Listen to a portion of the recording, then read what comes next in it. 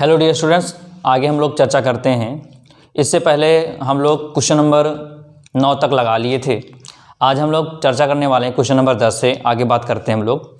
तो अगर आप लोग से उम्मीद ये करते हैं आप लोग पुराना लेक्चर अवश्य देख रहे होंगे, और जिनके लिए आज का ये सेशन नया होगा वो पुराना लेक्चर अवश्य देख लें, जिससे उनका जो पुराना मैंने जितने 9 क्वेश्चन कराए गए हैं वो सभी क्वेश्चन कवर हो सकें। ठीक है, तो हम लोग स्टार्ट करते हैं क्वेश्चन नंबर 10 की ओर। है क्या क्वेश्चन नंबर 10 में क्या कह रहा है कि एक 92 यूरेनियम, यू मतलब यूरेनियम 238, यहाँ पर 92 क्या है इसका एटॉमिक नंबर है, और 238 क्या है इसका परमाणु भार है। ठीक है, एटॉमिक मास है। ठीक, तो एक 92 यूरेनियम परमाणु अल्फा कण उत्सर्जित करता है यदि किसी क्षण अल्फा कण है ना, किसी क्षण अल्फा कण विघटित परमाणु के केंद्र से 9×10⁻⁻15 मीटर की दूरी पर हो तो अल्फा कण पर कितना बल कार्यरत होगा। ठीक है, क्वेश्चन आपके स्क्रीन पर लिखा होगा। हमको करना ये है वही पुराना सिस्टम हम लोग लगाते हैं। क्या चीज़ हमको ज्ञात करना है, तो हम लोग लिख लेते हैं। सबसे पहले हमको क्या चीज़ ज्ञात करना है, हमको ज्ञात करना है कि अल्फा कण पर कितना बल कार्यरत होगा। ठीक है, यानी हमको यहाँ से निकालना क्या है, हमको कैपिटल F की वैल्यू फाइंड करनी है। ठीक है, दूसरी बात यहाँ पर बात क्या किया जा रहा है, अल्फा कण, तो हमने बताया था अल्फा कण पर जो आवेश होता है, अल्फा कण पर जो आवेश होता है वो कितना होता है, +2e होता है। कितना होता है, +2e होता है। ठीक है, तो यहाँ पर मान ली Qn कितना, Q1 कितना हो गया 2 इंटू ई की वैल्यू कितनी है 1.6×10⁻⁻19 कूलाम। इसको सॉल्व कर लें तो Q1 हो जाएगा 16 दूना 32 यानी 3.2×10⁻19 कूलाम आ जाएगा। ठीक है, और Q2 निकाल लीजिए। Q2 तो ध्यान दीजिए यहाँ पर एक 92 यूरेनियम 238 परमाणु अल्फा कण उत्सर्जित करता है, तो अगर अल्फा कण निकल जा रहा है इससे, ध्यान दीजिएगा 92 यहाँ पर जो लिखा है 92, अगर इससे अल्फा कण निकल जाता है, अल्फा कण पर आवेश कितना होता है +2e होता है। कितना है 2e होता है। ठीक है, तो अगर 2 निकल गया 92 में से, बात समझिएगा, अगर 92 में से 2 अल्फा कण निकल गए तो बचा कितना 90, तो अगला क्या हो जाएगा +90e, और Q2 = 90 इंटू ई की पावर कितना होता है 1.6×10⁻⁻19 कूलाम। तो Q2 = कितना आ जाएगा, 0 बढ़ाई 16 9 144, और एक अंक पे दशमलव लगा दीजिए और ×10⁻⁻19 कूलाम। यानी कितना आया, Q2 कितना आया 144 ×10⁻⁻19 कूलाम। ठीक है, फिर से समझ जाइए, यहाँ पर अल्फा कण पर आवेश कितना होता है +2e होता है, तो 2 हो गया, e की वैल्यू 1.6 इंटू 10⁻⁻19 कूलाम हो गया, इंटू कराया 3.2×10⁻⁻19 आ गया। अब यहाँ पर क्या कह रहा है कि इस परमाणु से अल्फा कण क्या हो रहा है, उत्सर्जित हो रहा है। अल्फा कण होता है कितना आवेश उस पर +2e होता है, तो अगर 92 में से 2 को निकाल दें हम लोग, कितना बचेगा 90, यानी Q2 कितना हो जाएगा 90 इलेक्ट्रॉन हो जाएगा। तो 90 इंटू ई की वैल्यू कितनी होती है 1.6 × 10⁻⁻19। अब इसको सॉल्व कितना आया 144 ×10⁻⁻19 आया। ठीक है, अब यहाँ से फॉर्मूला रख देते हैं हम लोग। दूरी हम लोग को पता है, दूरी कितनी है, दूरी है r बराबर केंद्र से 9×10⁻15 मीटर। ठीक है, फॉर्मूला रख लिया, F बराबर 1/4 π F0 Q1 Q2/r²। यहाँ से वैल्यू पुट करते हैं, इसकी वैल्यू आपको पता होगी 9×10⁻9 Q1 की वैल्यू कितनी है गई आपको पता, ×10⁻19 और इंटू Q2 की वैल्यू कितनी है 144 ×10⁻19 अपॉन R की वैल्यू कितनी है 9×10⁻15 9×10⁻15। ठीक है, तो F = 9 से 9 क्या हुआ, कैंसिल आउट हो गया। यहाँ पर 2 बार इसे लिखा गया क्योंकि यहाँ लगा क्या है स्क्वायर, 2 बार लिखा गया। ठीक है, 16 9 कितना होता है 144 होता है।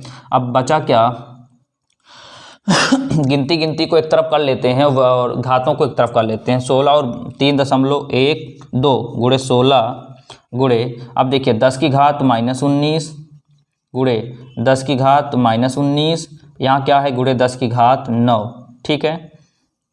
नीचे क्या बचा 10 की घात -15, 10 घात -15, 10 की घात -15 गुणे 10 की घात -15। अब इसको सॉल्व करते हैं यहाँ पर आगे हम लोग। तो 16 दूना 32 कि 2 हाथ से 3 आया और 16 3 48, 48 3 कितना होता है 51। और यहाँ पर एक अंक पे दशमलव है तो एक अंक पे क्या लगा दिया, दशमलव लगा दिया, ठीक है। बात समझ में आया। अब देखिए 10 घात -19, 10 घात -19 कितना हो गया 10 की घात -38 हो गया। और यहाँ पर देखिए -15 -30, और जब भी -30 ऊपर अंश के ऊपर जाएगा तो क्या बन जाएगा 10 की घात +30। और पहले से क्या है यहाँ पर 10 की घात 9, तो 30 में से -38 में से 30 घटाएंगे तो -8 आ गया, और 10 की घात 9। अब -8 में से +9 घटाएंगे 10 की घात कितना आ जाएगा 1 आ जाएगा। कितना आ जाएगा 1, यानी हुआ यहाँ पर कितना 10 की घात 1 हुआ। बात फिर समझिए यहाँ से, यहाँ पर -19 -38 हो गया, जो हमने ये लिख दिया है यहाँ पर, ठीक है। फिर यहाँ पर देखिए -15 -30, और जब ऊपर जाएगा तो क्या बन जाएगा +30। ऊपर मतलब कहाँ अंश पर जाएगा, नीचे हर में है, ऊपर अंश में जाएगा तो +30 बन गया, और आगे ऊपर है क्या अंश में 10 की घात 9 है। अब किया क्या -38 में अगर 30 को घटा देंगे तो कितना आ जाएगा -8। यहाँ पर पहले से क्या है 9 है। फिर देखिए आधार सेम है तो -9 में -8 में अगर +9 को घटाएंगे तो 9 में से 8 कितना आ जाएगा 1, तो 10 की घात 1। और जब हम लोग इसको सॉल्व करेंगे कितना आ जाएगा, ये आएगा इतना, यानी कितना आया F इक्वल कितना आया 512 न्यूटन का बल यहाँ पर आया, ठीक है। तो उम्मीद करते हैं आपको ये क्वेश्चन समझ में आया होगा। तो हम लोग आगे चर्चा करते हैं क्वेश्चन नंबर 11 की ओर। चलिए प्यारे विद्यार्थियों, हम लोग आगे चर्चा करते हैं। क्वेश्चन नंबर 11 क्या कह रहा है कि 2 अल्फा कण, क्या बात कर रहा है यहाँ पर, 2 अल्फा कण परस्पर 0.1 एंगस्ट्रॉम की दूरी पर हैं, ठीक है। उनके बीच कार्यरत वैद्युत प्रतिकर्षण बल गुरुत्वाकर्षण बल से कितना गुना है, ठीक है। बात समझिएगा, ये थोड़ा लॉजिकल क्वेश्चन है। यहाँ क्या बात कर रहा है, 2 अल्फा कण परस्पर क्या हैं 0.1 एंगस्ट्रॉम की दूरी पर हैं, उनके बीच कार्यरत वैद्युत प्रतिकर्षण बल गुरुत्वाकर्षण बल से कितना गुना है। यानी आपसे ये बात कर रहा है यहाँ पर कि कोई 2 अल्फा कण हैं जो एक दूसरे से कितनी दूरी पर हैं 0.1 एंगस्ट्रॉम की दूरी पर हैं, और उनके बीच जो कार्यरत वैद्युत प्रतिकर्षण बल है वो गुरुत्वाकर्षण बल से कितना गुना है। आपको ये बताना है कि वो कितना गुना है, ठीक है। तो ध्यान दीजिए क्या क्या हमको दिया है या ज्ञात करना, हमको ज्ञात करना है क्या कि जो वैद्युत प्रतिकर्षण बल है वो गुरुत्वाकर्षण बल से कितना अधिक है, ठीक है। चलिए तो देखो यहाँ पर क्या बात कर रहा है, अल्फा कण की बात कर रहा है। किसकी बात कर रहा है यहाँ पर, अल्फा कण की बात कर रहा है। तो हम लोग जानते हैं कि अल्फा कण पर जो आवेश होता है, अल्फा कण पर जो आवेश का मान होता है वो कितना होता है +2e होता है, ठीक है। तो यहाँ पर 2 अल्फा कण हो गया, तो एक के लिए मान ले Q1 = +2e, और वही सेम क्या हो गया हमारा Q2 हो गया। बात समझा, क्योंकि अल्फा कण पर आवेश का मान कितना होता है +2e होता है। तो 2 अल्फा कण है तो Q1 कि जो वैल्यू होगी वही किसकी वैल्यू होगी Q2 की वैल्यू होगी। बात समझ में आया। इसको हम लोग इस तरह लिख सकते हैं, इसको लिख सकते हैं Q1 = Q2 = +2e, और हम लोग जानते हैं Q1 = Q2 क्या +2 इंटू e की वैल्यू कितनी होती है 1.6 × 10 की घात -19। तो कितना आ जाएगा Q1 और Q2 की वैल्यू कितनी आ जाएगी 16 दूना 32 यानी 3.2 × 10 की घात -19 कूलाम मेरी वैल्यू आ जाएगी, ठीक है। बात समझ में आया। यानी कि यहाँ पर अल्फा कण पर जो आवेश होता है +2e होता है, यहाँ पर 2 अल्फा कण है हो गया, तो दोनों की वैल्यू ही क्या होगी सेम होगी, ठीक है, क्योंकि अल्फा कण पर आवेश कितना होता है +2e होता है, ठीक है। अच्छा अब आगे ध्यान दीजिए, दूरी कितना दिया है r कितना दिया है, r दिया है 0.1 एंगस्ट्रॉम दिया है। तो इसको मीटर में कन्वर्ट कर ले, 0.1 × 10 की घात कितना -10 मीटर होता है। कितना होता है 1 एंगस्ट्रॉम कितना होता है, ये होता है 10 की घात -10 मीटर होता है, ठीक है। यहाँ से ये समझ में आ गया। अब आगे ध्यान दीजिए, हम लोग जानते हैं F बराबर Fe लिख लेते हैं। Fe मतलब किसको डिनोट करता है वैद्युत प्रतिकर्षण को। Fe = 1/4 पाई ε0 Q1 Q2/r², ठीक है। बात समझ में आया। चलिए